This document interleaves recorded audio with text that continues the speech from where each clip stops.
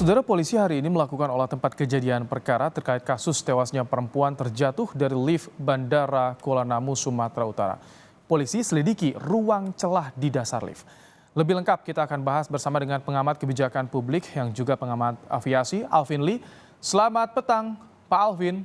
Selamat petang, Mas Ibrahim. Pak Alvin, kalau tadi ahli digital forensik melihat ada kejanggalan dari rekaman CCTV. Kalau Anda melihatnya seperti apa rangkaian kejadian di sini?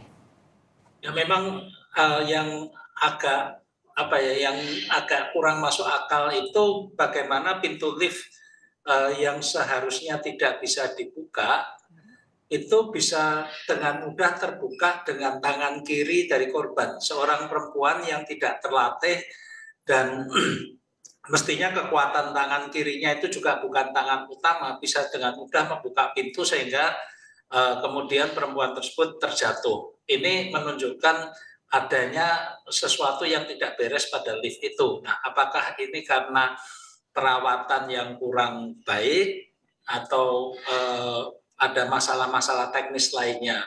Karena dari pengamatan saya sejak pandemi selama 3 tahun ini, memang biaya perawatan untuk fasilitas-fasilitas di bandara ini sangat minim ya.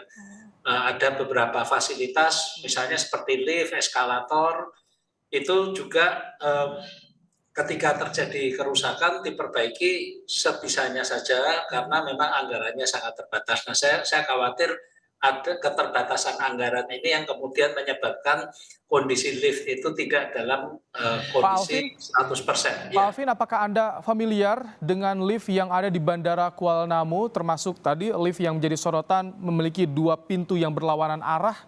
Ini di terminal kedatangan, Pak Alvin. Ya, saya tidak tahu persis ini lift yang mana ya. Saya cukup paham lah kondisi Kuala Namu seperti apa. Sebetulnya lift untuk 2 pintu itu bukan sesuatu yang luar biasa ya. Bahkan di mal-mal juga banyak yang lift 2 pintu. Nah, permasalahannya adalah ketika mencapai suatu lantai yang mana satu pintu itu terbuka, pintu lainnya mestinya tidak bisa terbuka. Dan ketika toh dipaksa dibuka, mestinya ada alarm yang bunyi. Masalahnya di sini alarm itu tidak bunyi.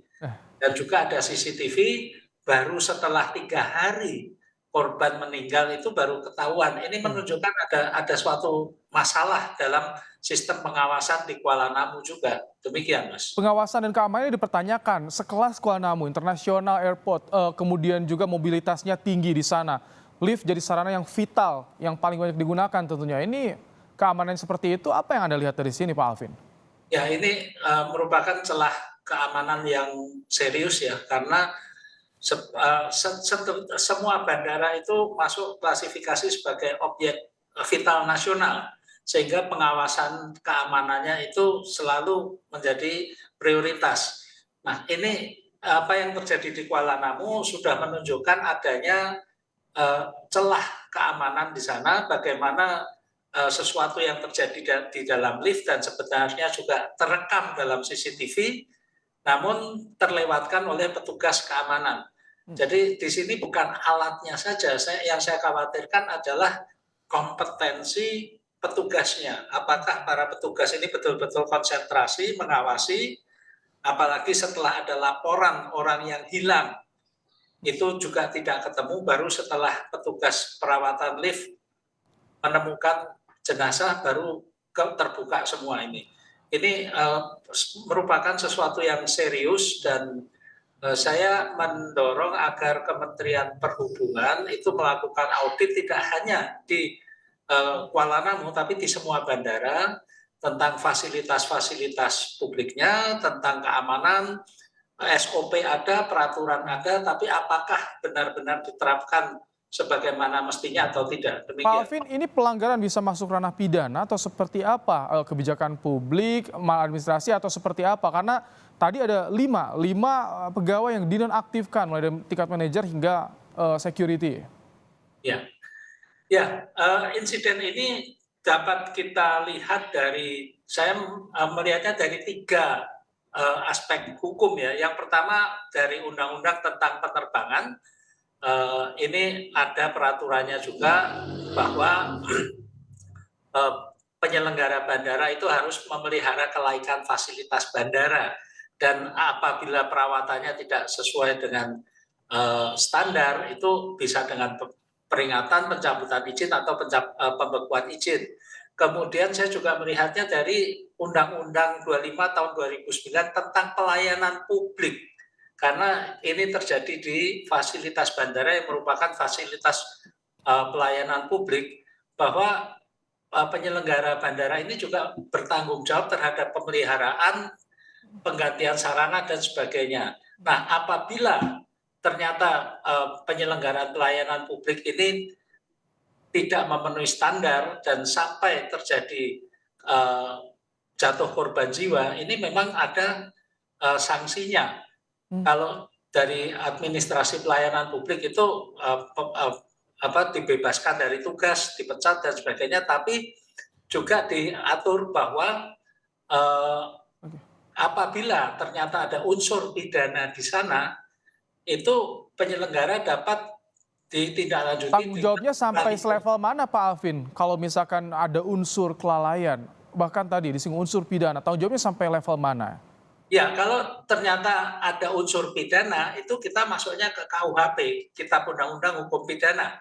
Pada pasal 359 sangat jelas bahwa barang siapa karena kesalahannya atau kealpaannya menyebabkan orang lain mati, diancam dengan pidana penjara paling lama 5 tahun atau pidana kurungan paling lama 1 tahun. Ini cukup jelas di sini. Jadi kalau ada unsur pidananya ke sana. Nah, ini sekarang kalau unsur pidana itu sudah ranahnya kepolisian ya.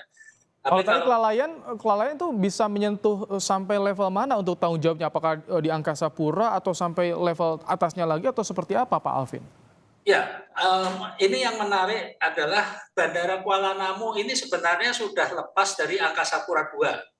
Sejak 2 tahun yang lalu kalau nggak salah itu sudah didelegasikan kepada anak perusahaan Angkasa Pura II, yaitu Angkasa Pura Aviasi dengan bisnis dari perusahaan dari India, GMR Group.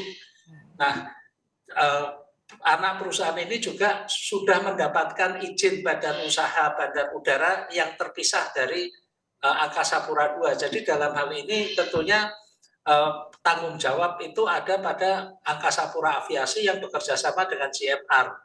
Dan dalam regulasi penerbangan, single accountable atau penanggung jawab tunggal adalah general manager dari bandara tersebut. Demikian. Dan itu yang harus diperiksa juga karena tadi tidak cukup sampai manajer yang tadi saya sampaikan, ada 5 pekerja ya, 5 pegawai Angkasa Pura Aviasi ya? Iya, karena penanggung jawab utamanya adalah general manager di sana. Baik, kalau terjadi seperti ini, ganti rugi seperti apa atau hak keadilan seperti apa yang bisa didapatkan oleh keluarga korban, Pak Alvin? Nah, ini masalah ganti rugi. Semua pengguna jasa bandara ini sebenarnya diasuransikan. Berapa besaran asuransinya itu yang saya tidak mendalami, tapi lepas dari asuransi itu tentunya keluarga korban juga mempunyai perhitungan sendiri ya, bukan hanya kerugian material tapi terutama kerugian imaterial, kehilangan keluarga, dan ternyata keluarga yang hilang itu sudah meninggal sampai beberapa hari, sampai jenazahnya membusuk di sana, tidak ada yang mengetahui di mana seharusnya sistem yang ada di bandara itu dengan mudah mendeteksi. Mengenai besarannya saya tidak bisa di luar kewenangan saya untuk memberikan komentar itu. Baik, Pak Alvin Lee, terima kasih telah menyampaikan pandangannya soal kasus yang terjadi perempuan terjatuh di lift Bandara Kuala Namu, Sumatera Utara. Terima kasih Pak Alvin Lee, pengamat kebijakan publik, telah bergabung dalam program Kompas Petang.